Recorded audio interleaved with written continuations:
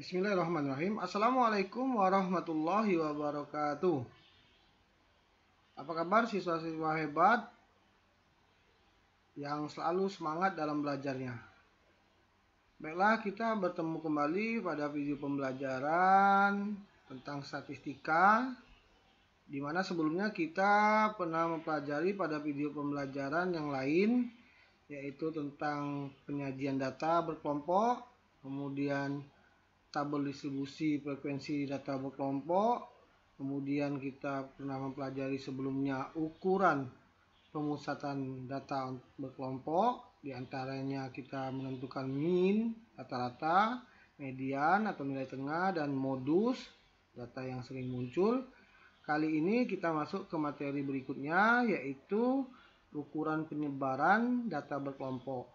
Adapun yang akan kita bahas yaitu tentang simpangan rata-rata, ragam atau varians, dan simpangan baku. Selamat datang dan terima kasih sudah berkunjung ke channel kami, Ariza Channel, dengan moto belajar dan berbagi. Jangan lupa like, share, subscribe, dan komentar Anda.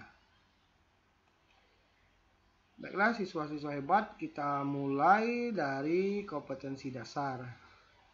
Kompetensi dasarnya yaitu menentukan dan menganalisis ukuran pemusatan dan penyebaran data yang disajikan dalam bentuk tabel distribusi frekuensi dan histogram. Lalu menyelesaikan masalah yang berkaitan dengan penyajian data, hasil pengukuran, dan pencacahan dalam tabel distribusi frekuensi dan histogram. Melalui pembelajaran pengolahan dan penyajian data berkelompok, siswa memperoleh pengalaman belajar, yaitu 1. Mengolah data mentah dan memaknai hasil yang diperoleh. 2. Memaknai grafik dari suatu data yang berupa histogram, poligon frekuensi, dan OGIF. 3. Mengantisipasi kesalahan pengambilan kesimpulan dalam memaknai suatu grafik.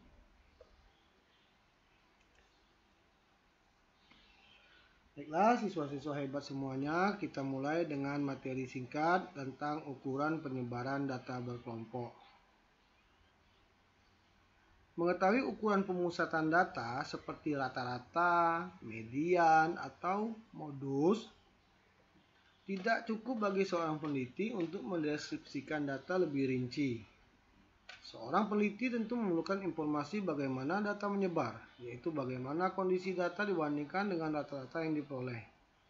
Informasi mengenai apakah semua data dekat dengan rata-rata atau bahkan data yang jauh dari rata-rata, istilahnya menyebar secara merata, sangat dibutuhkan oleh pengguna data dalam penarikan kesimpulan. Mengetahui hanya rata-rata dari suatu data tidak cukup untuk mendeskripsikan data sepenuhnya. Kita juga perlu mengetahui bagaimana penyebaran data. Sebagai contoh, seorang penjual sepatu olahraga di suatu daerah telah mengetahui bahwa rata-rata ukuran sepatu olahraga yang laris adalah ukuran 40. Penjual sepatu tersebut tidak akan bertahan lama dalam penjualan sepatu olahraga ini jika dia menjual sepatu hanya ukuran 40.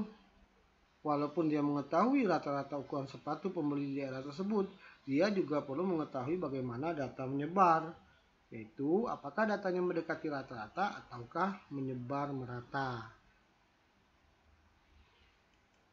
Baiklah, siswa hebat semuanya, ukuran yang menentukan penyebaran data disebut dengan ukuran penyebaran data. Untuk data berkelompok, ukuran penyebaran data meliputi simpangan rata-rata, simpangan baku, dan ragam. Oke, sebelum kita masuk ke untuk data berkelompok, ada baiknya kita memahami dulu bagaimana menentukan simpangan rata-rata, ragam, dan simpangan baku untuk data tunggal. Ketika kita memahami mencari simpangan rata-rata, ragam, dan simpangan baku untuk data tunggal, maka dengan mudah nanti kita bisa menentukan untuk data yang berkelompok. Misalnya diberikan data 4, 5, 6, 7, 8, dan 6. Maka bagaimana menentukan simpangan rata-rata, ragam, dan simpangan bakunya? Mari simak baik-baik bagaimana cara menentukan simpangan rata-rata, ragam, dan simpangan baku untuk data tersebut. langkah awal, langkah pertama yang harus kita lakukan, maukah itu data tunggal ataupun nantinya data berkelompok, langkah pertama yang harus kita lakukan adalah menentukan rata-rata terlebih dahulu. Kita sudah belajar sebelumnya di ukuran pemusatan data, yaitu pada materi min menentukan rata-rata. Bagaimana cara menentukan rata-rata? Yaitu X bar atau min atau rata-rata itu adalah jumlah seluruh datum dibagi banyak datum. Datum di data tersebut 4, 5, 6, 7, 8, dan 6. Maka 4 tambah 5 tambah 6 tambah 7 tambah 8 tambah 6 dibagi banyak datum, yaitu sebanyak 6 buah. 36 dibagi 6 sama dengan 6. Jadi rata-rata data tersebut adalah 6. Nah, itulah awal langkah yang harus kita lakukan, yaitu menentukan rata-rata terlebih dahulu. Kemudian kita masuk ke menentukan simpan rata-rata, atau kita singkat dengan SR. Adapun rumus yang kita gunakan adalah jumlah dari datum atau setiap datum disimbolkan dengan XI dikurang rata-rata yang kita peroleh tadi dalam tanda mutlak. Apa arti tanda mutlak? Ya, benar, berarti hasilnya selalu bernilai positif. Maka setiap datum pertama 4, rata-ratanya 6. Jadi datum pertama 4, rata-ratanya 6. 4 dikurang 6 di dalam nilai tanda mutlak, ditambah 5 dikurang 6, ditambah 6 dikurang 6, dan seterusnya sampai 6 dikurang 6 dalam tanda mutlak. Maka hasilnya 2 ditambah 1 ditambah 0 tambah 1 tambah 2 tambah 0 dibagi banyak datum. Ya. Jadi 6 dibagi 6, maka simpangan rata-ratanya sama dengan 1. Mudah bukan?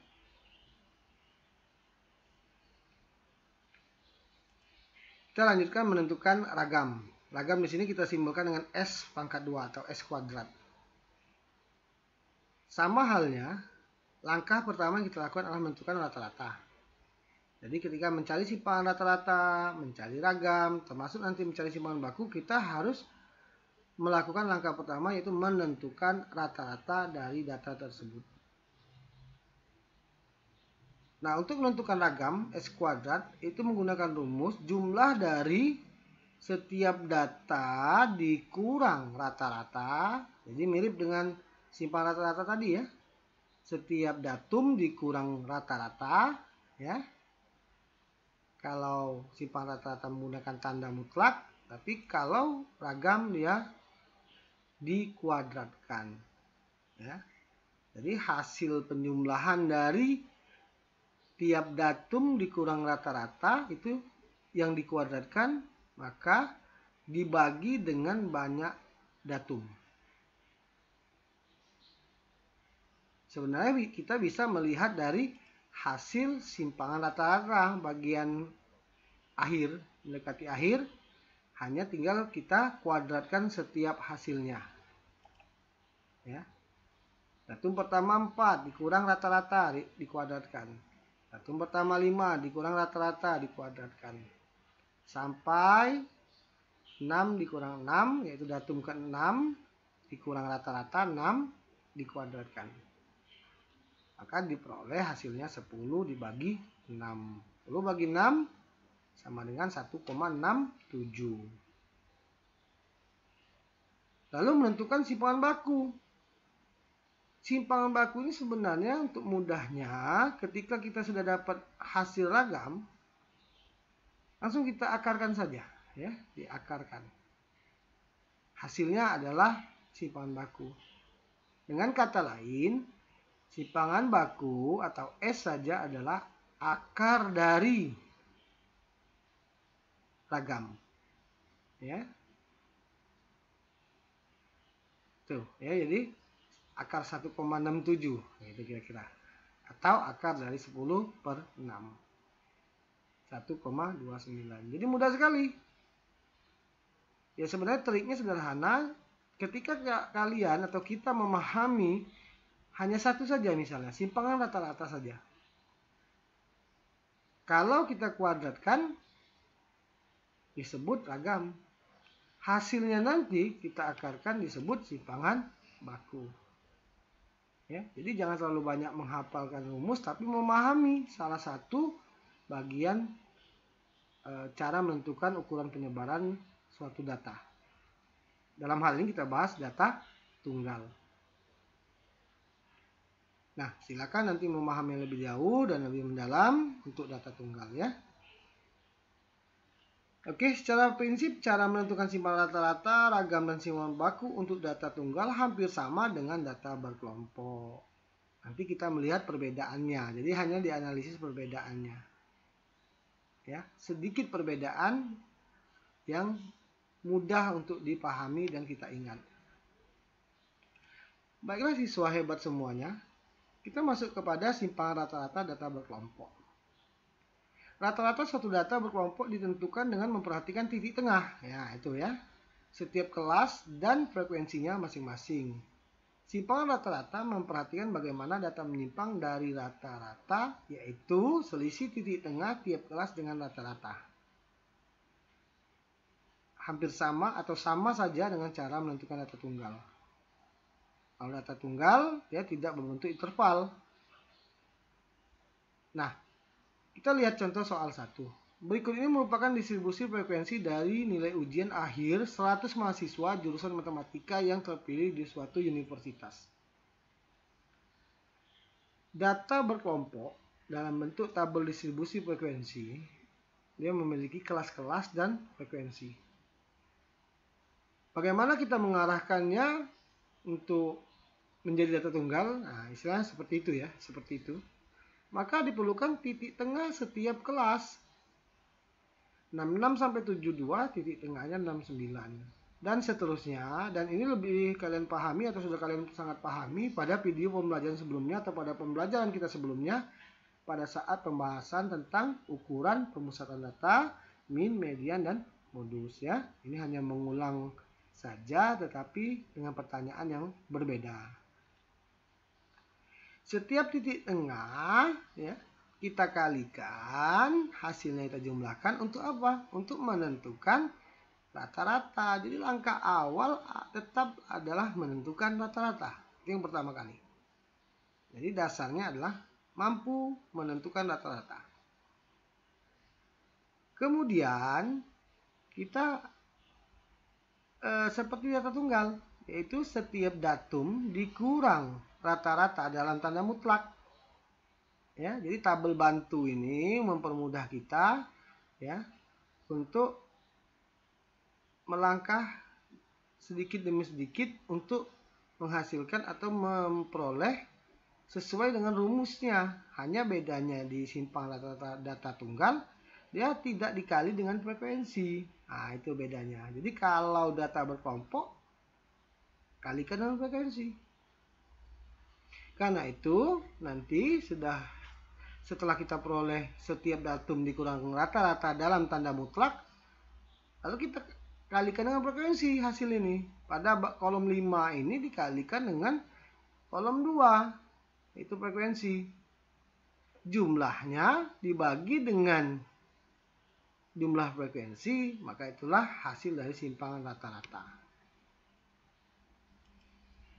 Ya, jadi rata-rata dari nilai ujian akhir 100 mahasiswa adalah diperoleh jumlah dari FI kali XI, yaitu frekuensi kali titik tengah, setiap titik tengah pada setiap kelas dibagi dengan jumlah frekuensi.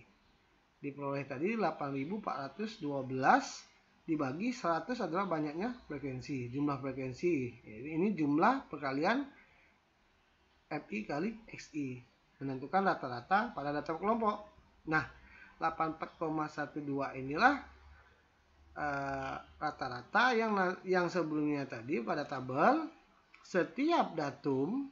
Nah, datumnya dijadikan XI-nya adalah titik tengah selalu dikurang dengan rata-rata. Rata-rata tadi diperoleh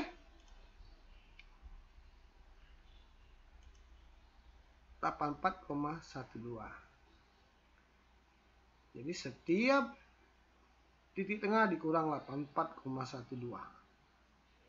Hasilnya nanti kalikan dengan frekuensi. Diperoleh jumlah 561,12. Ya. Jadi simpangan rata-ratanya dapat diperoleh adalah simpangan rata-rata sama dengan jumlah perkalian kolom ke-6 dengan kolom ke-2. Itu 561,12 dibagi banyaknya frekuensi atau data. Jumlah frekuensi yaitu 561,12 dibagi 100 yaitu 5,61. Itulah simpangan rata-rata. Ya.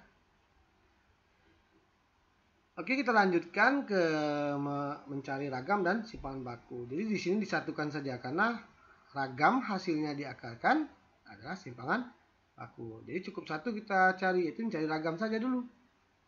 Ya, pada contoh soal yang sama, contoh soal 1 ini, ya, kita rata-rata sudah tadi dapat, ya, sudah diperoleh. Tidak masalah. Oke. Kemudian hasil dari setiap datum dikurang rata-rata dikuadratkan. Jadi datum atau titik tengah pertama 69 dikurang rata-rata 84,12 dikuadratkan hasilnya 228,61. Lalu kita kalikan dengan frekuensi. Ya. Frekuensinya 6. Jadi 228,61 kali 6 dapatlah 1371,66. Setiap kelas caranya sama sehingga diperoleh jumlah hasil dari FI dikali XI min X bar kuadrat. Nah, itulah hasil dari ragam, yaitu 5068,12 dibagi 100, yaitu 50,68. Ya, 50,68 itu adalah ragam. Untuk simpangan baku sebenarnya langsung saja akar dari 50,68. Ya, tapi kalau dikerjakan secara sendiri, bagian tersendiri atau sendiri untuk misalnya pada sebuah masalah atau soal langsung pada sasaran kesimpangan baku, ya kita harus ingat bahwa ragam dan simpangan baku itu sebenarnya mempunyai rumus yang sama, hanya perlakuan yang berbeda. Ketika ragam kita akarkan, maka ya disebut dengan simpangan baku. Ya. Bagaimana? Apakah cukup memahami? Saya kira kalian semua siswa-siswa yang hebat, mudah dan mampu memahaminya dengan baik. Ya. Baiklah anak-anak dan siswa sekalian, kita lanjutkan di bagian akhir pembelajaran hari ini, yaitu diberikan contoh-contoh soal yang sudah ada jawabannya atau jawabannya diketahui. Nah, sebagai latihan mandiri bagi kalian semua pada pokok bahasan ini, buktikan bahwa keterangan jawaban yang sudah diberikan itu benar atau salah. Ya. Bagaimana cara mengerjakannya? Ya, lihat penjelasan sebelumnya. Bagaimana menentukan simpangan rata-rata, ragam dan simpangan baku pada data berkelompok. Ya, saya nyatakan sebagai contoh soal 2, contoh soal 3. Ini adalah tabel yang diberikan. Contoh soal 3 ini juga pertanyaannya atau bukan pertanyaannya, pembuktian apakah simpangan rata-ratanya adalah 12,4, ragamnya 212,3 dan simpangan bakunya apakah 14,6. Sama dengan contoh soal nomor 3, buktikan juga. Kemudian contoh soal 4. Bedanya apa? Dia bentuk histogram. Nah, apa yang kalian lakukan? Ya sama seperti pada saat penyelesaian atau memahami tentang min, median, dan modus pada ukuran pemusatan data. Ya. Nah, silakan buktikan. Merupakan sebagai latihan mandiri bagi kalian. Mungkin itu saja untuk pelajaran hari ini. Terima kasih atas perhatiannya. Selamat, Anda sudah menyelesaikan pembelajaran pada hari ini. Saya akhiri, wabillahi taufiq wal hidayah. Wassalamualaikum warahmatullahi wabarakatuh. Sampai berjumpa pada video pembelajaran lainnya statistika, yaitu ukuran letak. Kita akan nanti mempelajari tentang kuartil dan desil, mungkin juga persentil. Terima kasih. Assalamualaikum warahmatullahi wabarakatuh.